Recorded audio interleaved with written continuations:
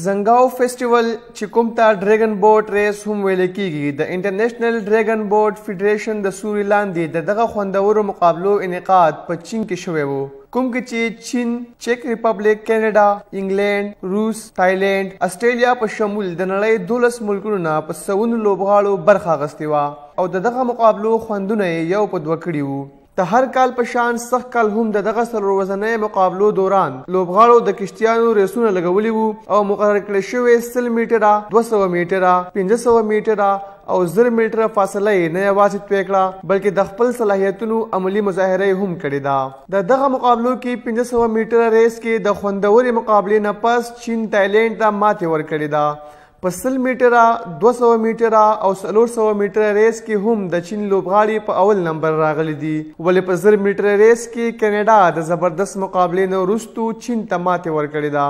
او اول نمبر یې حاصل کړی دی. د انټرنیشنل ډریگن بوټ فیډریشن د سوري لاندې دغه مقابلې هر کال منعقد کیږي،